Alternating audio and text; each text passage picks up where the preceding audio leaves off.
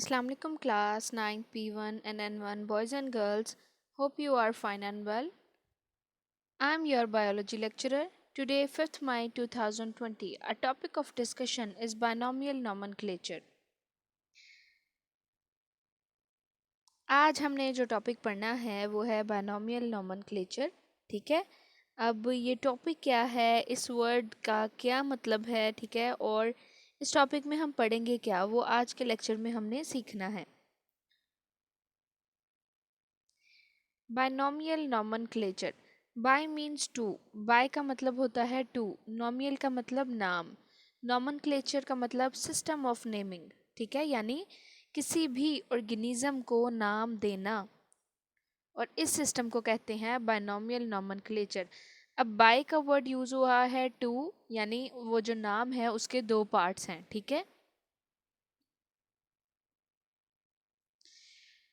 For example Homo sapiens, ये Homo sapiens एक word लिखा है यहाँ, होमोसेपियंस टू वर्ड्स पर ये नाम जो है ये मुश्तमिल है। ठीक है, होमोसेपियंस जो है ये ह्यूमंस का साइंटिफिक नेम है। ठीक है, इंसानों का जो साइंटिफिक नेम है वो है होमोसेपियंस। अब कैसे होमोसेपियंस जो है ये नाम इंट्रोड्यूस हुआ फॉर ह्यूमंस, ठीक है, कौन सा ऐसा साइंटिस्ट था, ठीक है, जिसने हमें बताया कि साइंटिफिक नेम जो है वो ऑर्गेनिजम्स को प्रोवाइड करने हैं। ठीक है, और क्या उनके रूल्स हैं, तो वो हम देखेंगे अपने इसी लेक्चर में। कैरोलस लीनियस, कैरोलस लीनियस जो था, कैरोलस लीनियस ने ग्रुप किया स्पीशीज़ को according to their physical characteristics, यानी एक जैसे जो उनके फिज़िकल करेक्टरिस्टिक्स थे, देखने में वो एक जैसे जो जानदार थे, उन्हें ग्रुप किया, एक स्पेसिफिक ग्रुप्स में इकट्ठा किया उन्हें। ठीक है, और फिर जो साइंटिफिक नेम थे वो हर स्पीशी को दिए। ठीक है,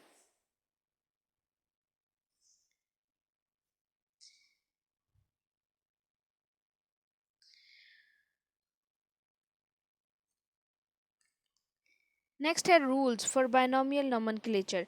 तो बायनोमियल नोमेनक्लेचर के रूल्स बताने से पहले ये बता दूं आपको कि जो बायनोमियल नोमेनक्लेचर है ये वो मेथड है, ठीक है, ये अगेन सुन लें कि बायनोमियल नोमेनक्लेचर जो है ये वो मेथड है जिसमें हम जो लिविंग ऑर्गेनिजम्स हैं, जो जानदार हैं, उन्हें साइंटिफिक नेम्स, साइंटिफिक नाम जो है वो देते हैं।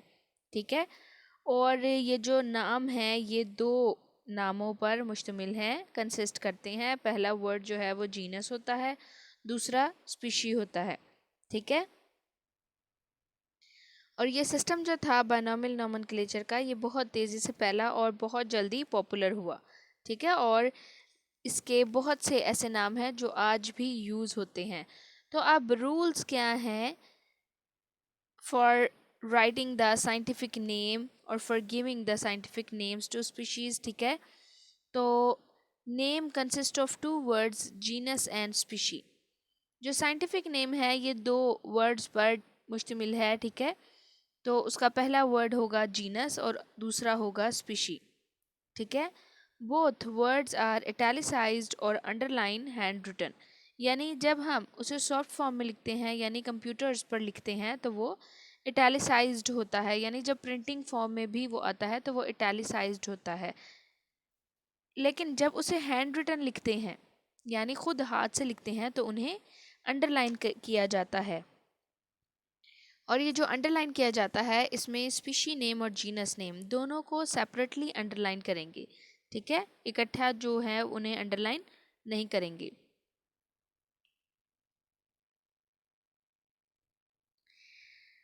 जीनस इज ऑलवेज कैपिटलाइज्ड, यानी जीनस जो है, जीनस का वर्ड, उसमें जो फर्स्ट लेटर है वो हमेशा कैपिटल लेटर ही होगा।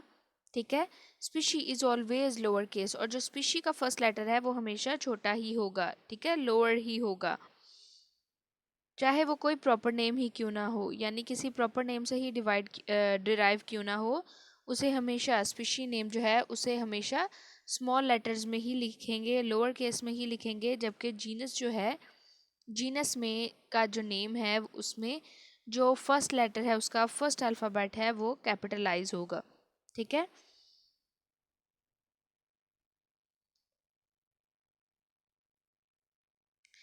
Next, common name. जो साइंटिफिक नेम देने से पहले जो कॉमन नेम था, तो उसके बारे में हम पढ़ेंगे कि कॉमन नेम से क्या डिसएडवांटेजेस हमें हुए, यानी क्या नुकसानात हुए कॉमन नेम से, और क्यों ये ज़रूरत पेश आई कि साइंटिफिक नेम देने हैं स्पीशीज़ को। ठीक है।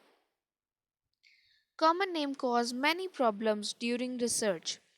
कॉमन नेम जो था, आम नाम, वो बहुत ज़्यादा प्रॉब्लम्स क्रिएट करता था ड्यूरिंग रिसर्च। फॉर एग्ज़ाम्पल, अगर आप किसी एक रीजन में काम कर रहे हैं, किसी एक जगह पर काम कर रहे हैं, कोई रिसर्च कर रहे हैं किसी भी ऑर्गेनिज़म पर, तो उसका वहाँ पर एक स्पेसिफिक नेम है। लेकिन जब आप किसी और रीजन में जाएंगे, किसी और एरिया में जाएंगे, तो उसी ऑर्गेनिज़म का नाम जो होगा वो वहाँ पर डिफरेंट होगा, तो आपको उसके मुताबिक वो जो पहले नाम है वो चेंज करने पड़ेंगे। तो ये बहुत ज़्यादा प्रॉब्लम्स क्रिएट करता है ड्यूरिंग रिसर्च, कॉमन नेम जो है। ठीक है। Different regions have different names. अब एक ही चीज़ है, जब आप डिफरेंट जगहों पे जाएंगे तो वो एक ही चीज़ जो होगी उसे मुख्तलिफ नामों से पुकारा जाएगा। Different organisms are called by same common name. और बहुत ज़्यादा ऑर्गेनिज्म जो होंगे, ठीक है, हो सकता है समटाइम्स उन्हें एक नाम से बुलाया जाए। ठीक है, जैसे हम ये कह रहे हैं कि डिफरेंट रीजन्स में एक ही चीज़ के डिफरेंट नेम्स हैं, तो ये भी हो सकता है कि डिफरेंट ऑर्गेनिजम्स जो हैं उन्हें एक ही कॉमन नेम से बुलाया जाए हर रीजन में। ठीक है। Common names have no scientific basis. Common names की कोई भी साइंटिफिक बेसिस नहीं होती। अब फॉर एग्जांपल, अगर हम अनियन को देखें तो अनियन को उर्दू में प्याज कहते हैं। ठीक है। डिफरेंट रीजन्स में पाकिस्तान में इसे गंडा भी कहा जाता है और बैसल भी कहा जाता है। ठीक है, वैसल भी कहा जाता है। तो ये तमाम नाम हैं अनियन के। ठीक है। तो अगर हम उसका साइंटिफिक नेम देखें तो सिंगल साइंटिफिक नेम जो है एलियम सिपा है। अनियन का साइंटिफिक नेम एलियम सिपा। ठीक है। तो अगर सेपरेटली इसे हम देखें कि साइंटिफिक नेम की बेस पर, तो हम जिस भी रीजन में जाएंगे वहाँ पर जो अनियन है उसका साइंटिफिक नेम एलियम सिपा होगा। ठीक है। और ये किसी भी रीजन में डिफरेंट नहीं होगा, सेम ही रहेगा। ठीक है। तो इस तरह जो कॉमन नेम से जो प्रॉब्लम्स क्रिएट होती हैं वो साइंटिफिक नेम से क्रिएट नहीं होती हैं। ठीक है ना, तो ये रिसर्च में कोई प्रॉब्लम क्रिएट करेंगे, और जिस भी डिफरेंट रीजन में जाएंगे इनका सेम नेम ही होगा। और डिफरेंट ऑर्गेनिज्म जो हैं उनके डिफरेंट साइंटिफिक नेम होते हैं। ठीक है। और साइंटिफिक नेम्स की साइंटिफिक बेसिस होती हैं।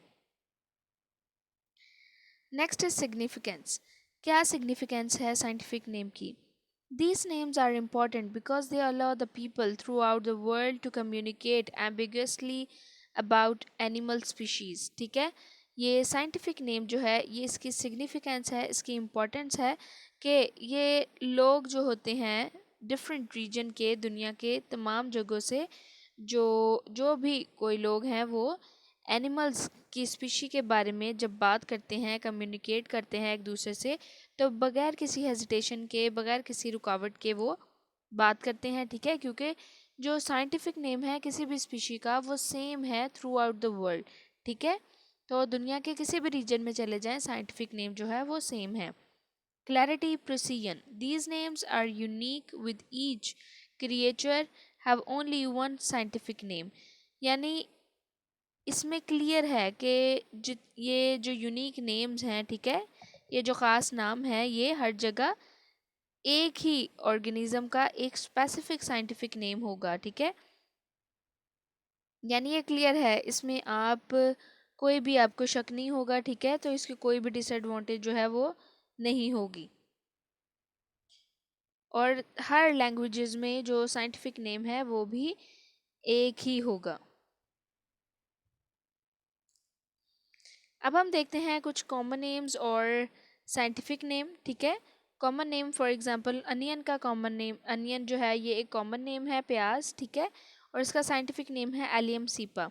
इसी तरह सी स्टार, सी स्टार जो है ये स्टारफिश। ठीक है। तो इसका कॉमन नेम है एस्टेरियस रूबिन्स। हाउस क्रो, इसका सॉरी, सी स्टार जो है उसका साइंटिफिक नेम, सी स्टार खुद एक कॉमन नेम है और इसका साइंटिफिक नेम जो है वो एस्टेरियस रोबिन्स है। इसी तरह हाउस क्रो, इसका scientific name Corvus splendens. Humans, humans का scientific name Homo sapiens. Pea plant, pea plant का साइंटिफिक नेम पिसम सैटिवम। अब आप देख रहे होंगे कॉमन नेम और साइंटिफिक नेम का डिफरेंस, कि इसकी राइटिंग स्टाइल जो है उसमें भी डिफरेंस है, ठीक है। ये जो साइंटिफिक नेम्स हैं like Allium cepa, Asterias rubens, Corvus splendens और Homo sapiens and Pisum sativum, ये तमाम जो हैं ये इटैलिक्स फॉर्म में लिखे हुए हैं, ठीक है, इटैलिसाइज फॉर्म में लिखे हुए हैं। अगर हम इन्हें हैंड रिटन लिखेंगे तो हम इन्हें अंडरलाइन करेंगे सेपरेटली। जो जीनस नेम है उसको सेपरेटली अंडरलाइन करेंगे और जो स्पीशी नेम है उसको सेपरेटली अंडरलाइन करेंगे। अब फॉर एग्जांपल जैसे होमो सैपियंस है, होमो सैपियंस का वर्ड एक बार कंप्लीट जब यूज़ हो जाता है, तो अगर उसी पैराग्राफ में आपने दोबारा से इस नेम को रिपीट करना हो, लिखना हो, तो आप जो होमो है यानी जो जीनस नेम है उसमें आप सिर्फ फर्स्ट लेटर जो है उसका यानी एच डॉट और उसके बाद सैपियंस लिखकर भी सेपरेटली अंडरलाइन कर सकते हैं, ठीक है। ये रूल होता है साइंटिफिक नेम का कि अगर जीनस एक बार आप लिख लेते हैं और उसी पैराग्राफ में आपको दोबारा से वो वर्ड यूज़ होता है तो आप उसे एब्रीवेट कर देंगे, ठीक है। सिर्फ उसका जो इनिशियल अल्फ़ाबेट है जीनस का वो लिखेंगे, उसके बाद डॉट लगाएंगे और स्पीशी नेम लिखेंगे। Okay class, take out your page 39।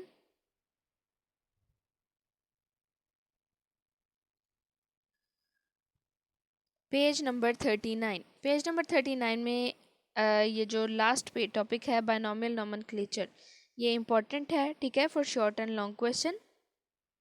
और ये एमसीक्यूज़ और शॉर्ट क्वेश्चंस के हवाले से ज़्यादा इम्पॉर्टेंट है और मोस्टली इसमें जो शॉर्ट क्वेश्चंस और एमसीक्यूज़ हैं वो रिपीट होते हैं बोर्ड के एग्ज़ाम्स में। तो ये आप स्टार्टिंग से ही अंडरलाइन करेंगे। Page number 39, binomial nomenclature. Binomial nomenclature is the method of giving scientific name to all living organisms. As the word binomial suggests, the scientific name of species consists of two names. The first is genus name and second one is the name of species. अब ये जो binomial nomenclature लिखा है इसमें आप बिल्कुल ऐसे ही लिखेंगे कि बाई के ऊपर एरो लगा कर लिखेंगे टू, नोमियल के ऊपर एरो लगा के लिखेंगे नेम और नोमेनक्लेचर के ऊपर एरो लगाएंगे और लिखेंगे सिस्टम ऑफ नेमिंग, ठीक है। और ये कंप्लीट डेफिनेशन है बायनॉमियल नोमेनक्लेचर की, ये जो फर्स्ट 3 लाइंस हैं। Swedish biologist Carolus Linnaeus 1707 to 1778 AD first introduced and adopted the system of binomial nomenclature. His system spread rapidly and became popular. Many of his names are used in today. ठीक है, तो ये जो first 3 lines थी ये definitions थी binomial nomenclature की। उसके बाद जो 3 लाइनें हैं, लास्ट 3 लाइंस, ये हिस्ट्री है बायनॉमियल नोमेनक्लेचर की कि किस बायोलॉजिस्ट ने इसको इंट्रोड्यूस करवाया, ठीक है। और ये सिस्टम जो है इसकी क्या इम्पोर्टेंस है कि ये रैपिडली स्प्रेड हुआ और बहुत ही ज़्यादा पॉपुलर हो गया, इवन कि आज भी इसके नाम जो हैं वो यूज़ होते हैं। Now take out your page number 40।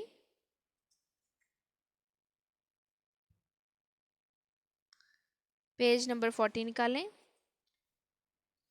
Page number 40 पर है rules for writing the scientific name, ठीक है, रूल्स फॉर बायनॉमियल नोमेनक्लेचर। तो इसके ऊपर आप क्वेश्चन लिखेंगे कि what are the rules to write scientific name, या ये भी लिख सकते हैं कि write the rules for writing scientific name, ठीक है। ये क्वेश्चन लिखेंगे सबसे ऊपर टॉप पे। उसके बाद आप अंडरलाइन करेंगे some of the rules which are universally adopted while suggesting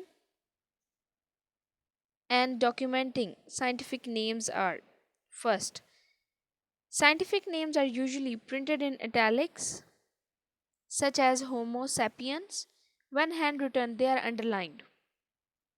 The first term, generic name, always begin with capital letter, while species name is never capitalized even when derived from a proper name. The scientific name is generally written in full when is first used, but are abbreviated. But when several species from one same genus are being tested. Listed, it may then be abbreviated by just using an initial for genus. For example, Escherichia coli become E. coli. ठीक है, E coli जो है ये bacteria का नाम है, एस्चेरिशिया coli इसकी full form है। तो जब हम एस्चेरिशिया कोलाई यानी इस नेम को बार बार यूज़ करेंगे तो जो इसका जीनस है एस्चेरिशिया, तो उसको हम एब्रीवेट कर देंगे इसके फर्स्ट लेटर से, that is E, capital E लिखेंगे, डॉट लिखेंगे और कोलाई लिखेंगे। ठीक है, और ये इटैलिक्स फॉर्म में है, इटैलिसाइज्ड है। जब इसे हैंड रिटन लिखेंगे तो ये जो है अंडरलाइन होगा। नेक्स्ट ये सिग्निफिकेंस का पैराग्राफ है, इसमें आप पहले लिखेंगे डिसएडवांटेजेस ऑफ कॉमन नेम। ठीक है, इस पर हेडिंग देंगे सिग्निफिकेंस के ऊपर, disadvantages of common name.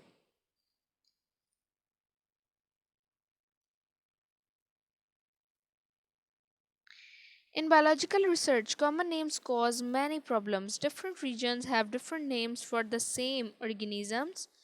For example, common name of onion in Urdu is pyaz, but in different regions of Pakistan, it is also known as ganda or basil or vessel. In other countries, it has other sets of names. In science, it is known with a single name as Allium cepa. In some cases, different organisms are called by that common names. For example, the name of blackbird is used for crow as well as for raven.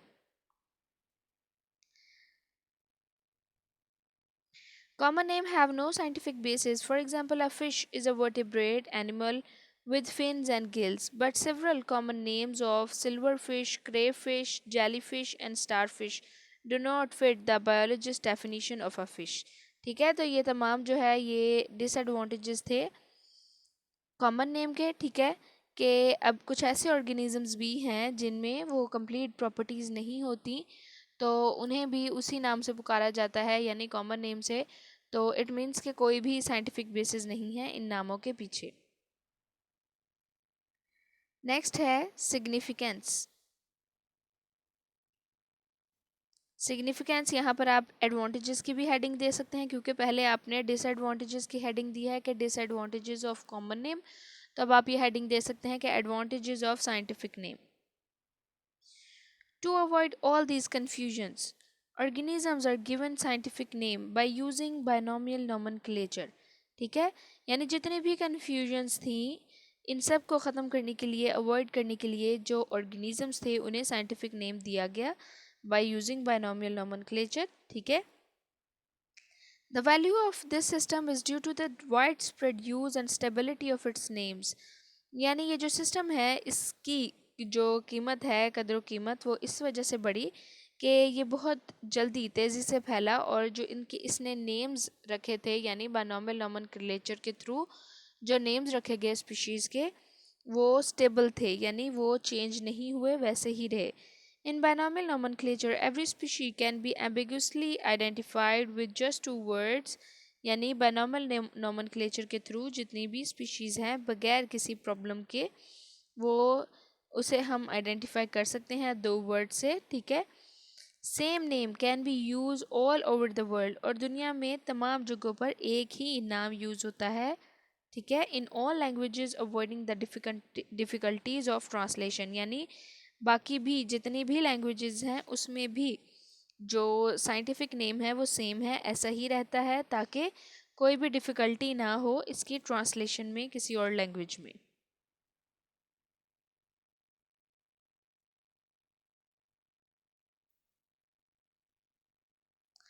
Next है examples. तो examples आप देखें कि एक side पे है common name और दूसरी साइड पे है साइंटिफिक नेम। तो अनियन जो है वो कॉमन नेम है और इसका साइंटिफिक नेम है एलियम सिपा। देन कॉमन सी स्टार स्टारफिश, उसका साइंटिफिक नेम है एस्टेरियस रूबिन। फिर कॉमन नेम है हाउस क्रो, उसका साइंटिफिक नेम है कॉर्वस स्प्लेंडेंस। ठीक है, तो इसमें मैंने पी प्लांट और ह्यूमंस जो हैं उनका भी साइंटिफिक नेम ऐड किया है, तो वो भी आप लिख लें, क्योंकि आप ह्यूमंस और पी प्लांट के बारे में पहले पढ़ चुके हैं, तो होपफुली आपको इसके नेम्स जो हैं साइंटिफिक नेम्स वो याद होंगे। ठीक है, तो वो भी ऐड कर लें। ह्यूमंस, आप बिल्कुल ऐसे ही कॉमन नेम में लिखेंगे ह्यूमन, और साइंटिफिक नेम में लिखेंगे होमो सैपियंस। और चूंकि आप खुद लिख रहे हैं इसे, तो आपने इन्हें सेपरेटली अंडरलाइन करना है, होमो को अलग, सैपियंस को अलग। इसी तरह पी प्लांट लिखेंगे कॉमन नेम में, और साइंटिफिक नेम में लिखेंगे एल्पिसम सैटिवम, ठीक है, और उन्हें सेपरेटली अंडरलाइन करेंगे। मेक श्योर कि जीनस जो है, जीनस नेम, उसका फर्स्ट वर्ड जो है, फर्स्ट लेटर वो कैपिटलाइज हो, ठीक है। और जो स्पीशी नेम है उसमें सारे जो अल्फ़ाबेट्स हैं वो लोअर केस में होने चाहिए, स्मॉल लेटर्स, ठीक है। और उनको सेपरेटली आपने अंडरलाइन करना है।